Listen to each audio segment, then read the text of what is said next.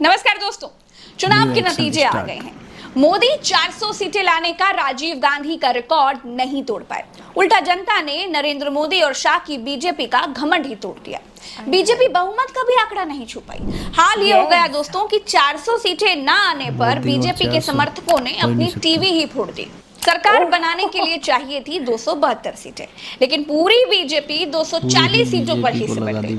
मोदी हारे, फटाफट खटाखट टीवियां तोड़ी, न्यूज चैनलों में बहे आंसू। इंडिया में फाइनली नई सरकार। हे हाय हेलो नमस्ते जी, सत श्री अकाल, अस्सलाम वालेकुम। मैं निधि शर्मा इंडिया से। और जो ओपनर में मैंने कहा ये प्रज्ञा मिश्रा जी के बोल हैं, पर हमारी विचारधारा भी इससे कुछ अलग नहीं है, क्योंकि मोदी का जो एक अहंकार था ना 400 पार, वो तो 300 पार भी नहीं हो पाया। और बीजेपी का सिंगल हैंडेडली देखें तो 250 पार भी नहीं हो पाया। और इंडिया गठबंधन और एनडीए में ज्यादा फर्क नहीं है। आप सब जानते हैं कि 292 और 234 सीट्स में बड़ा डिफरेंस नहीं होता है। जो राहुल गांधी जी ने पद यात्राएं करी है, जगह जगह पर जाकर के आवाम की आवाज सुनी है, उसका एक रिजल्ट निकला है। उनके जो प्रयास थे वो विफल नहीं हुए। हालांकि हम और ज्यादा एक्सपेक्टेशन कर रहे थे, क्योंकि बिल्कुल भी दिल से हाँ ही नहीं निकलती है मोदी जी के लिए तो खास तौर पे कि उनको तो गद्दी से हटाओ। ऐसा नहीं है कि वो वापस पावर में आ जाएंगे तो हम उनके फेवर में बोलने लग जाएंगे। उनके अगेंस्ट हैं, उनकी नीतियां हमें बिल्कुल पसंद नहीं आती, ना उनके नफरती बयान किसी इंसान को जिसके अंदर दिल है उसे पसंद आ सकते हैं। पर खैर, अभी वो दुख नहीं है। अगर 300 पार भी हो जाती तो कहीं ना कहीं लगता कि यार गलत हुआ है, पर दिल में एक शांति है, चैन सुकून की नींद हमें आ रही है। और एक बार प्रज्ञा मिश्रा जी को सुनते हैं, क्योंकि इनकी जो टीका टिप्पणी होती है ना, लाजवाब होती है। और इनके पास इनसाइडर ऐसी खबरें भी होंगी जो हमने नहीं सुनी होंगी अब तक। तो बिना किसी देरी के हम हमारी फेवरेट जर्नलिस्ट को सुनना स्टार्ट करते हैं, उसके बाद अपनी कॉन्वर्सेशन को कंटिन्यू करेंगे। जैसे ही मोदी शाह की बीजेपी की दुर्गति हुई, वैसे ही एग्जिट पोल के फर्जी, घटिया और 2 कौड़ी के फेक आंकड़े जारी करने वाले प्रदीप गुप्ता आज तक चैनल में फूट फूट कर रोने लगे। क्यों रोने लगे? क्योंकि पापा बहुमत नहीं ला पाए ना।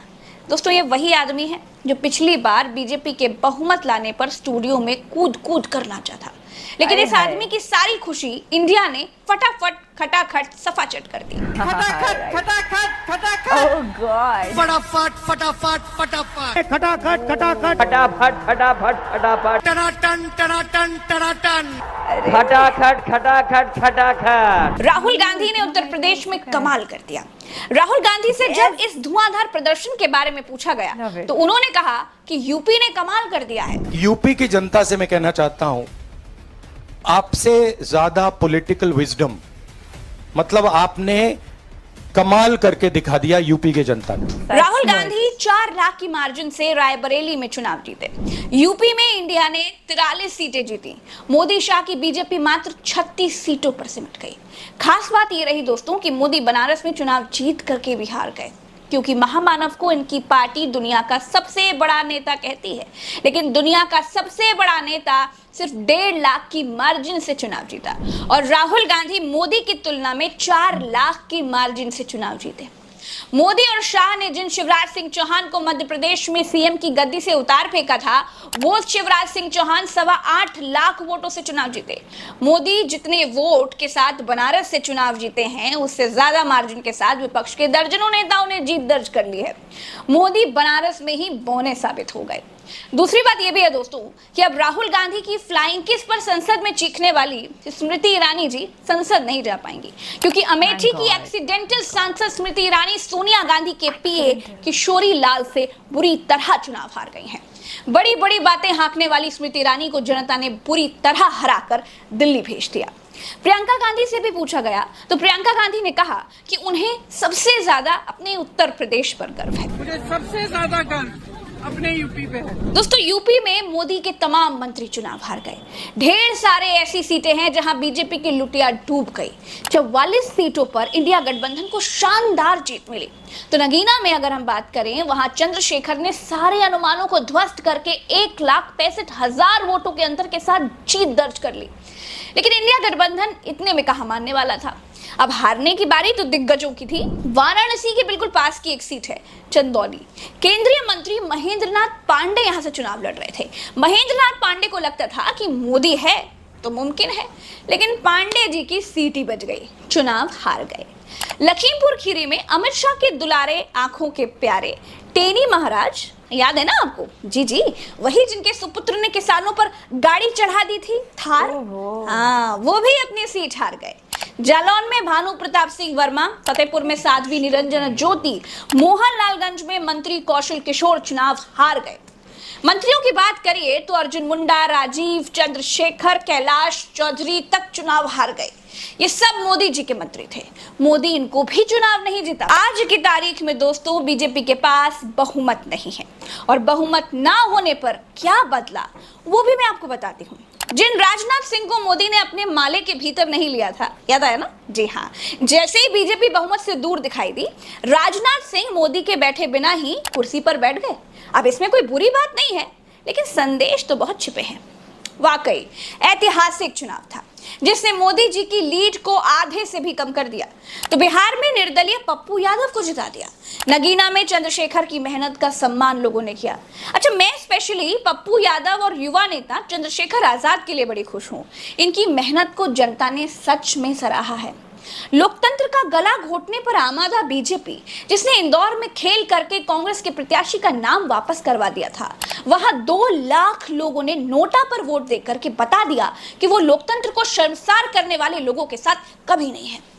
दोस्तों, जनादेश उस गोदी मीडिया के खिलाफ भी है जो एक गठबंधन के आगे घुटनों पर बैठ रही है और दूसरे गठबंधन के नाम का मजाक उड़ाती है, अपमानित कर रही है। ये जनादेश उन तमाम सर्वे एजेंसियों के खिलाफ है जिन्होंने फर्जी एग्जिट पोल के आंकड़े से देश को गुमराह किया। अब जानते हैं, लोगों ने शेयर मार्केट में पैसा लगा दिया और इस फर्जी वाड़े में अपनी सारी कमाई गंवा बैठे। ये जनादेश उन चैनल्स के खिलाफ भी है जिन्होंने मोदी को घंटों दिखाया और विपक्ष के लिए एक स्पेस देना भी गैर जरूरी समझा। जाहिर है 4 जून 2024 का यह ऐतिहासिक परिणाम आने वाली तारीखों में याद रखा जाएगा और हर तानाशाही ताकत के सामने आईने की तरह खड़ा होगा। उत्तर प्रदेश में अखिलेश यादव ने और कांग्रेस ने बड़ा अच्छा प्रदर्शन किया। जनता ने बहुत ही अच्छा चुनाव लड़ा, इसके लिए जनता को बधाई। अगर इस बार भी जनता बीजेपी को जवाब नहीं देती दोस्तों, तो एक संदेश जाता, जानते हैं क्या? कि देश में गरीबी, बेरोजगारी, संविधान की रक्षा और अग्निवीर जैसा कोई मुद्दा ही नहीं है। ये जनादेश मोदी के मैजिक की समाप्ति की घोषणा है। मोदी का जितना जादू चलना था, चल चुका। जनता ने अब कह दिया है, अब बहुत हुआ बॉस, झूठ की पोटली अपने पास रखो, रोजगार, रोटी और हमारी समस्याओं पर बात करो। चलते हैं दोस्तों, इस वीडियो में इतना ही, मुझे दीजिए इजाजत। उत्तर प्रदेश बहुत ही शॉकिंग लगा मुझे ये। राहुल गांधी जी ने बिल्कुल करेक्ट कहा कि यूपी वालों का जो पॉलिटिकल विजडम है काबिले तारीफ है। यूपी भैयन बड़े होशियार निकले, मंदिर का प्रसाद खा के साइकिल पर बैठकर चले गए। इस माहौल में जब हम पार्क में घूमने के लिए जाते हैं तो जगह जगह पर लोग इकट्ठा होकर डिस्कशंस कर रहे होते हैं, तो डिस्कशंस में से आवाज़ यही आती है कि मोदी गलत है, ये अन्याय कर रहा है, देश के अंदर गुंडागर्दी बढ़ा रहा है। पहले अलग आवाज़ें आती थी, अंधभक्ति का आलम कुछ 6-7 महीने पहले तो अलग लेवल पर चढ़ा हुआ था। पर हमारी भारत की समझदार जो जनता है उनको रियलाइजेशन हुआ और उन्होंने भाजपा को अंधे तरीके से वोट नहीं किया भाई। पर हाँ, दिल्ली को लेकर के मुझे ऑनेस्टली काफ़ी शॉकिंग लग रहा है कि वहाँ पर भारतीय जनता पार्टी पावर में आई है, which was not at all expected. पर एक्सपेक्टेशन तो यूपी से भी ये नहीं थी ना, पर हुआ। मोदी जी अपने भाषणों में अभी भी ये कह रहे हैं, लेटेस्ट लाइव वीडियो जो कि आज तक पर चल रहा था उसमें मोदी जी कह रहे थे ये भारत के देशवासियों की जीत है। बिल्कुल बिल्कुल, ये संविधान की जीत है। और हाँ, चुनाव से पहले नफरती बयानों में मोदी जी कहते हैं बुलडोजर बाबा, योगी से पूछो कि बुलडोजर कहाँ चलाना है कहाँ नहीं चलाना है। थैंक गॉड अब योगी जी के पास वो हक ही नहीं रहेगा कि वो गरीबों के, मासूमों के घरों पर बुलडोजर्स चलाएं। फिलहाल के लिए बस इतना ही। आप अपना और अपने सभी घर वालों का ख्याल रखिएगा, खुश रहिएगा और ऐसे ही सच के साथ खड़े रहिएगा।